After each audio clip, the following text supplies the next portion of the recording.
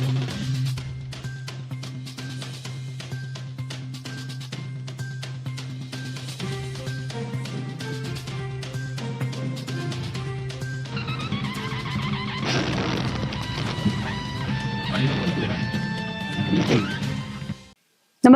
आपण पाहता Hirkani news. Hirkani news प्रत्येक क्षण ताज्या घडामोडी आणि महत्त्वाच्या प्रत्येक बातमीसाठी नेहमी तत्पर. विजयनगरातील आर्या गार्डन परिसरात गव्हर्नमेंट कॉलनी या ठिकाणी होणाऱ्या गट नंबर 98/1 मधील प्लॉटिंगसाठी बेकायदेशीर मुरुम वाहतुकीचा धुमाकूळ, नागरिकांचा संताप, तातडीच्या कारवाईची मागणी. विजयनगर येथील आर्या गार्डन परिसरात सुरू असलेल्या कथित बेकायदेशीर मुरुम वाहतुकीमुळे स्थानिक नागरिकांमध्ये तीव्र संतापाचे वातावरण निर्माण झाले आहे. परिसरातील शहा बिल्डर यांच्या प्लॉटिंगमध्ये गट क्रमांक 98/1 वर मोठ्या प्रमाणात मुरुम टाकण्यात आल्याचा आरोप नागरिकांनी केला असून या संपूर्ण प्रकरणाची महसूल विभाग व संबंधित प्रशासनाने सखोल चौकशी करून दोषींवर कठोर कारवाई करावी अशी जोरदार मागणी करण्यात येत आहे. नागरिकांच्या म्हणण्यानुसार मुरुम वाहून नेणारे व आणणारे डंपर भरधाव वेगाने कॉलनीतून ये-जा करत असल्याने परिसरातील रहिवाशांच्या सुरक्षिततेचा गंभीर प्रश्न निर्माण झाला आहे. या परिसरात शाळा असल्यामुळे शालेय विद्यार्थी, पालक आणि नागरिकांमध्ये भीतीचं वातावरण आहे. याशिवाय रस्त्यावर सांडलेल्या मुरुमामुळे दुचाकीस्वार, सायकलस्वार तसेच पायी चालणाऱ्या नागरिकांना मोठा त्रास सहन करावा लागत आहे. विशेषतः वयोवृद्ध नागरिकांचा पाय घसरून पडण्याच्या घटना घडत असल्याचा दावा स्थानिकांनी केला आहे. शाळेत जाणारी मुले, विद्यार्थी तसेच नागरिकांची वाहने घसरून रस्त्यालगतच्या खड्ड्यात पडण्याचे प्रकार वाढल्याची तक्रार करण्यात आली आहे. स्थानिक नागरिकांनी प्रशासनाकडे मागणी केली आहे की मुरुम वाहतूक करणाऱ्या सर्व डंपरची रॉयल्टी, वाहतूक परवाने, ई-रॉयल्टी पास, GPS नोंदी तसेच इतर आवश्यक कागदपत्रांची तात्काळ तपासणी करण्यात यावी. विशेषतः गट क्रमांक 98/1 साठी वाहतूक करण्यात आलेल्या मुरुमाच्या प्रत्येक डंपरचे सांगली महसूल हद्दीत अधिकृत स्कॅनिंग झाले होते का? ज्या खणीतून मुरुम भरला गेला त्या ठिकाणापासून तो याच गट क्रमांकासाठी अधिकृतपणे वाहतूक करण्यात आला होता का? तसेच संबंधित ई-परवानगी व स्कॅनिंग नोंदी उपलब्ध आहेत का? याची सखोल चौकशी करण्यात यावी अशी मागणी नागरिकांनी केली आहे.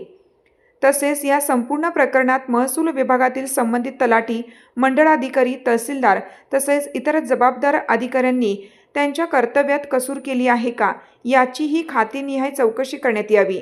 चौकशीत कोणत्याही अधिकाऱ्याची निष्काळजीपणा, संगनमत किंवा विनयभंग आढळल्यास त्यांच्यावरही कायदेशीर तसेच विभागीय कारवाई करण्यात यावी अशी मागणी नागरिकांनी केली आहे.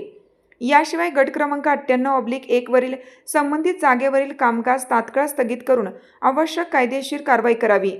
बेकायदेशीर मुरुम वाहतूक त्वरित बंद करावी आणि परिसरातील रस्ता नागरिकांसाठी सुरक्षित व मोकळा करून द्यावा अशी मागणी विजयनगर परिसरातील नागरिकांनी केली आहे. दरम्यान प्रशासनाने या गंभीर प्रकरणाची तातडीने निष्पक्ष व पारदर्शक चौकशी करून दोषींवर कठोर कारवाई करावी, अन्यथा तीव्र लोक आंदोलन छेडण्यात येईल असा इशारा स्थानिक नागरिकांनी दिला आहे. परिसरापासून पुढे आल्यानंतर हॉटेल आर्याच्या पाठीमागील बाजूस शेकडो ब्रास या ठिकाणी मुरुम टाकण्यात आलेला आहे आणि या ठिकाणी असणाऱ्या या डेव्हलपिंग साईटसाठी म्हणजे प्लॉटिंगच्या रस्ते करण्यासाठी या ठिकाणी प्रचंड मोठ्या प्रमाणामध्ये मुरुमाची वाहतूक केली जात आहे. संपूर्ण महाराष्ट्र राज्यामध्ये महसूल मंत्र्यांनी सपाटीकरणास परवानगी नाकारलेली असताना सुद्धा इतका मोठ्या प्रमाणामध्ये मुरुम कुठून येतो? या साईटच्या नावाने या ठिकाणी रॉयल्टी भरलेली आहे का? तशी परवानगी आहे का? अशा अनेक गोष्टींची चौकशी करून तात्काळ संबंधितांवर कारवाई करावी व लोकांना होणारा जो त्रास आहे तो तात्काळ थांबला पाहिजे अशी असणारी आमची मागणी आहे. आम्ही उद्या दिनांक 19 रोजी माननीय जिल्हाधिकारी यांना निवेदन देतोय आणि यानंतर येत्या 7 दिवसामध्ये कारवाई न झाल्यास जिल्हाधिकारी कार्यालयासमोर आम्ही आमरण उपोषण करू. गेले 11 वर्षाला इथं राहायला आहेत. हा रस्ता नव्हता पूर्वी. गेल्या वर्षी प्रयत्नांती हा रस्ता झाला आणि त्यानंतर ह्या डंपर जो आता गेले 2 महिने झाले चालू आहेत ह्या रस्त्यानं, म्हणजे 10 टनी मुरुम वाहतूक ह्या रस्त्यानं चालू आहे. रस्ता त्या पद्धतीनं केलेला नव्हता. रस्ता त्या पद्धतीनं केलेला नाही 10 टनी वाहतूक होण्यासारखी, पण त्यांनी वाहतूक केली. आणि गेल्या आठवड्यात आम्ही काही ट्रक अडवले. त्यांचे अडवल्यानंतर त्यांनी जुजबी काम चालावं इथं मुरुम टाकला. त्या कॉन्ट्रॅक्टरनं स्वतःच मुरुम टाकला आणि आपली वाहतूक पुन्हा चालू केली. पुन्हा हा रस्ता खचलेला आहे.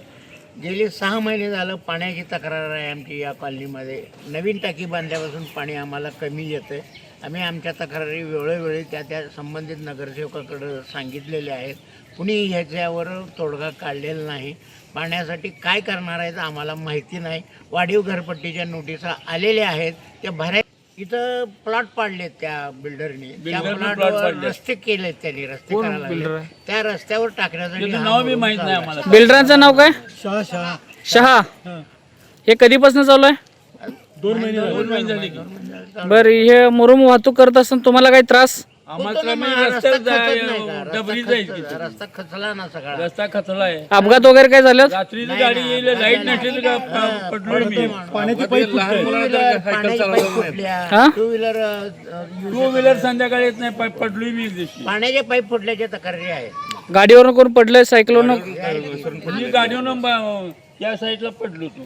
लहान मुलांना तर चालायचं अवघड झालं. तुम्हाला जायला येते का नाही? आता नाही, बघा धर्म ना आता तुम्ही हाय कसं बघ, आहे, इथं तुम्ही जायचं कॅमेऱ्यात मग काय घ्या, वाटत चालायला नाही. येतंय का सांगा. तुम्ही बोला की सांगा बाळांनो. तुम्हाला त्रास होतो या डंपरचा? हो, लई त्रास होतो. पाण्याची पाईप फुटतोय त्याच्यामुळे लहान मुलांना. लहान तुम्हाला पण त्रास होतो ना? मुळात पाण्याची तक्रार नाही. काकू तुमचं काय मत सांगा? आमची रस्त्याचा प्रॉब्लेम बाकी काही नाही आहे. तुम्ही पण पडलाय? होय, आम्ही पडलो एकदा खाली घसरूनच रस्त्यामुळे.